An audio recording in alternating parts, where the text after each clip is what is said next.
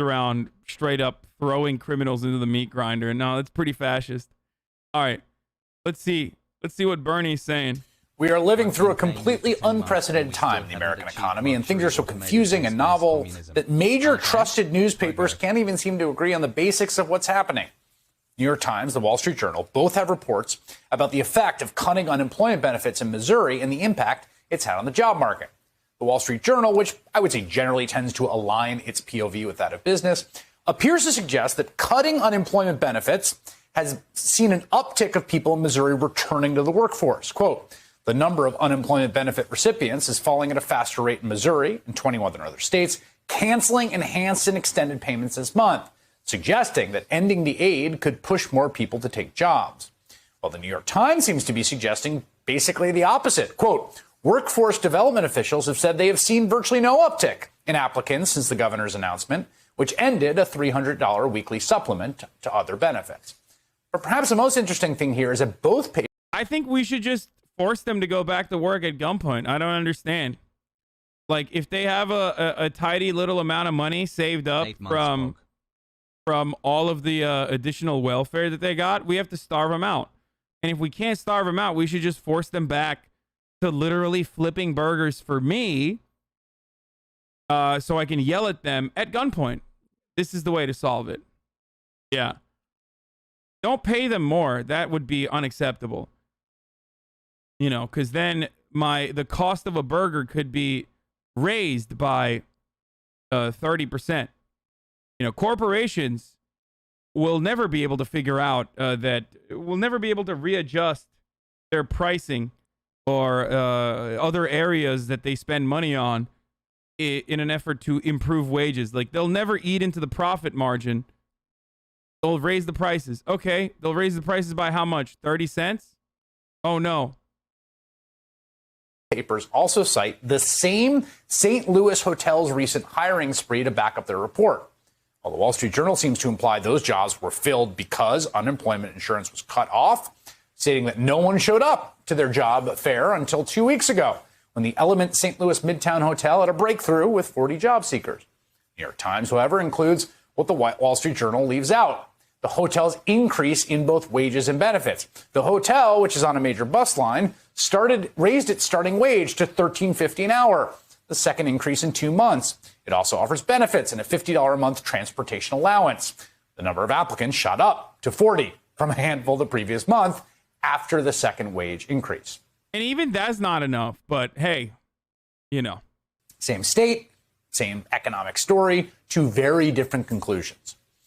Senator Bernie Sanders, independent from Vermont, is the chairman of the powerful Senate Budget Committee. Last year, he fought to get Americans $600 extra of unemployment benefits in that COVID stimulus bill, which was then continued, and he joins me now. You're the reason I can't get my burgers, brother. What the fuck? You're the reason my favorite burger joint no longer has the same amount of slaves, brother. What the fuck? I hate you, Bernardo. I don't even think this is as big as a problem. Maybe in like my neighborhood or the areas that I've been in Los Angeles, I don't see a lot of businesses. It is purely anecdotal. Hassle. I don't see a lot of businesses suffering from, a lack of enthusiastic people trying to get jobs. But then again, it is purely I work for my state's sampling bias. It's purely anecdotal. I'm sure it could be happening in other places. But regardless, this is plagiarism. What? Why is that? Okay, whatever. But regardless, the solution is, the solution is probably higher wages. This has become an ongoing question among economists, and I want to take a sort of open mind to it because it does seem to me like it's not an insane idea to think at the margins it might be having some effects of people's behavior. What is your sense when you look out and see that all these Republican governors have unilaterally taken the step to cut their folks off this extra supplement, and what it means for people and what it means for job markets? Well, from day one, Republicans opposed adding a supplement to normal unemployment. If you go more into depth into if you raise wages, the cost of everything goes up argument, it's bullshit. First and foremost, a lot of these corporations, a lot of these businesses have a profit margin that they can tap into and lower the profit margin for owners and those who have an ownership stake in the business in an effort to improve the wages, in an effort to increase the wages. Another thing that they can do is, yes, increase the cost, right, to the consumer. Same with small businesses. I don't know why people say, what about small businesses? Same with small businesses. Now, it is the same with small businesses. You're like looking at edge cases no matter what, which the government could help and eliminate that burden. So ultimately, no matter which way you cut it, like prices and cost is increased steadily, whereas wages have remained stagnant. So clearly, it's not just about the cost of labor. So what's up with that? Why don't we ever fucking question it in that regard? Like, it literally still, like, cost of a burger goes up regardless. Cost of many things have gone up regardless of how much you pay the labor. And the answer should always be, so what? It's not going to go up by $10. People falsely assume that if wages increase by $10, then so does the burger. That's not how that works. I don't know why people literally think like, we're going to pay $20 for a taco. Like, that's not how that works, you fucking idiot. It's not like a 1-to-1. Okay? That's not how it works. Just look at any other country where the minimum wage is significantly higher and how much they pay for burgers, and you will understand.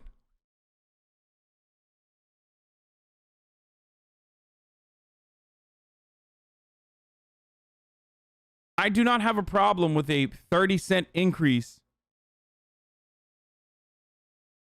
especially if that means that people's wages will increase tremendously.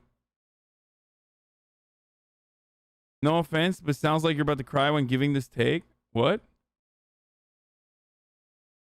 Why?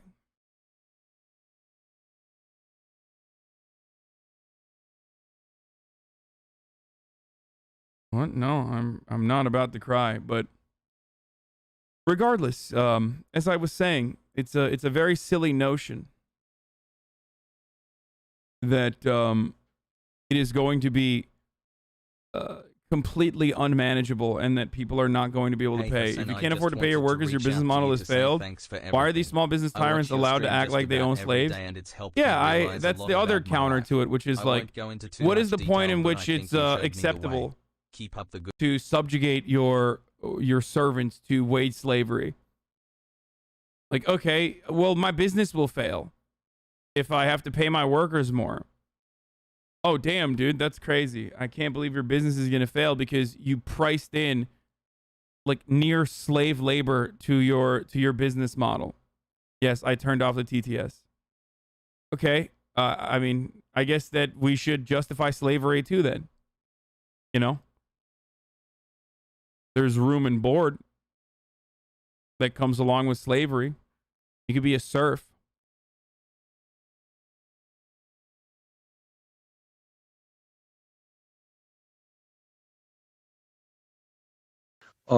And at a time when tens of millions of people are working for starvation wages, their theory is if you have low unemployment benefits, you can starve people back to work. And obviously, I think that is unacceptable. I think one of the things that's happening is a lot of people right now are rethinking work.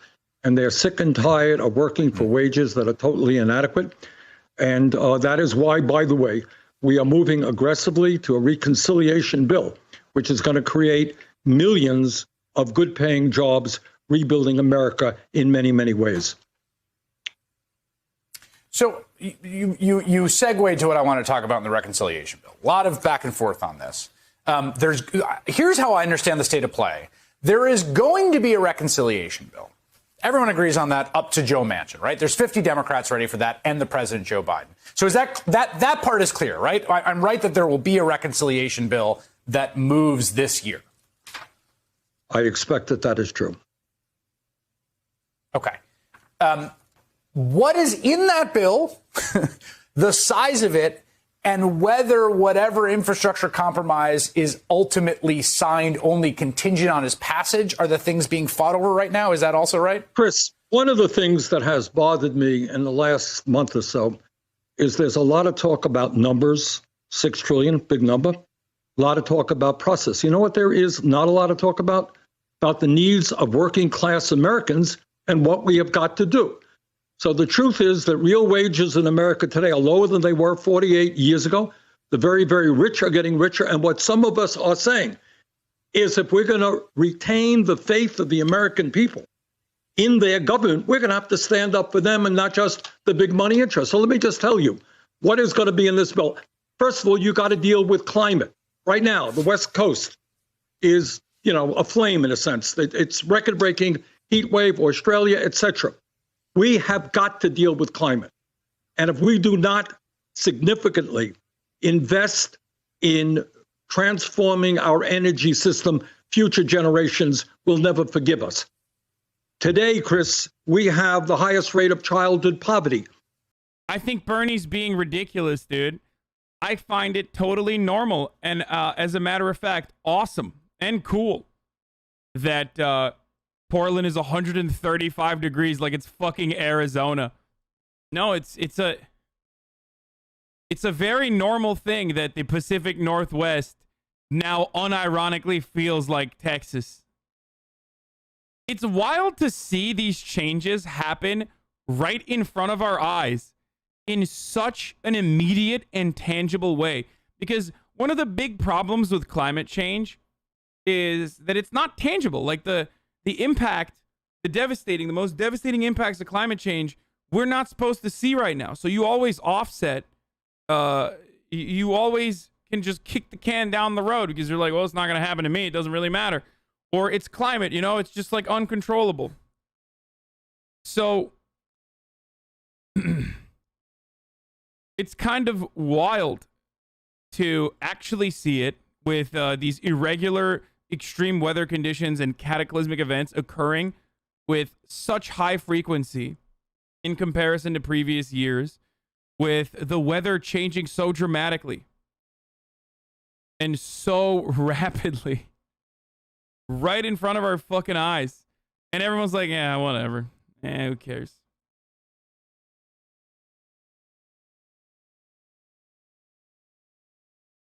Who cares? Fuck it. Who cares, dude? It's fine. It's all right.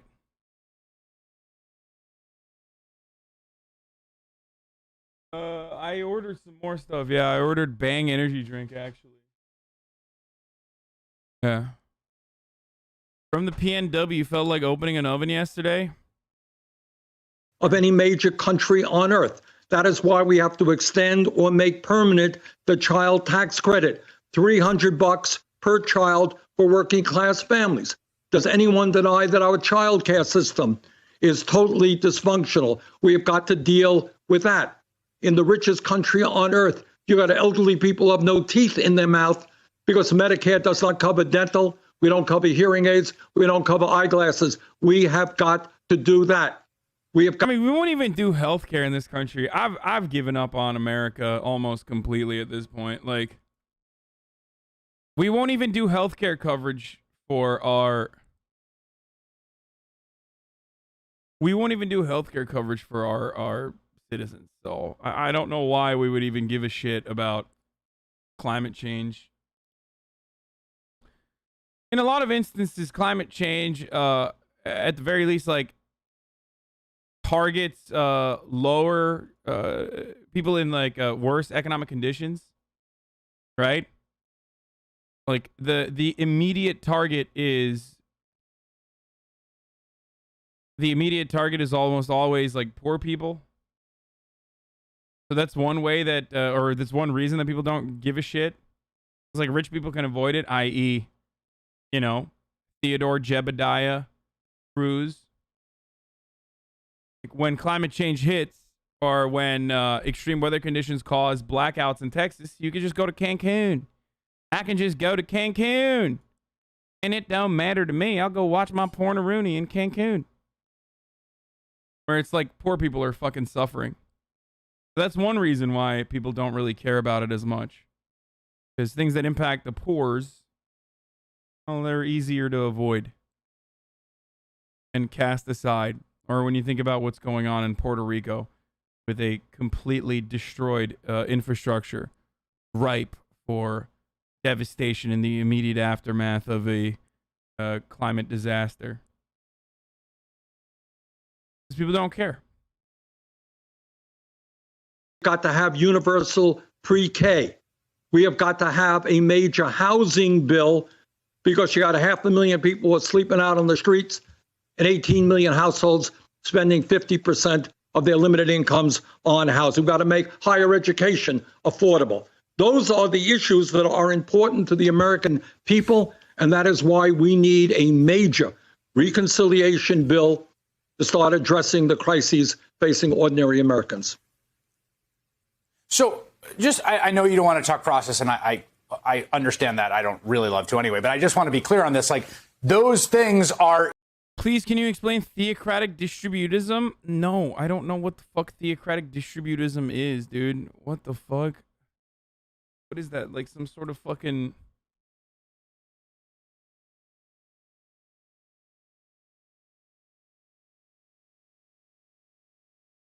I don't even know what that is, dude. What?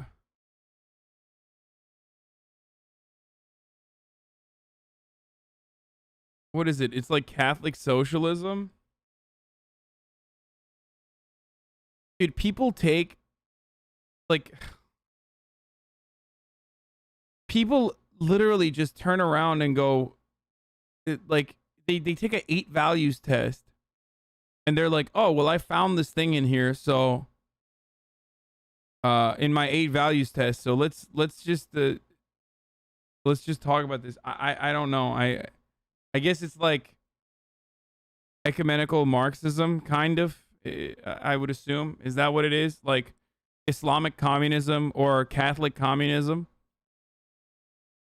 You don't need to know all this stuff. Okay? Jesus Christ. No, it isn't. I don't know. I don't know what it is. I actually don't know what it is.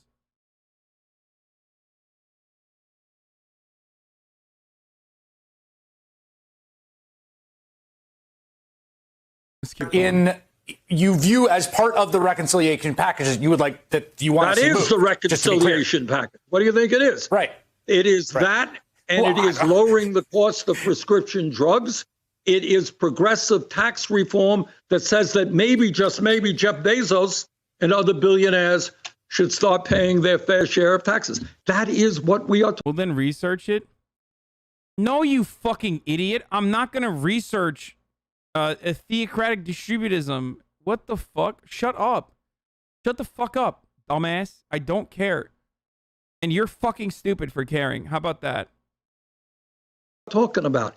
And this is what the American people want. This is what we've got to do.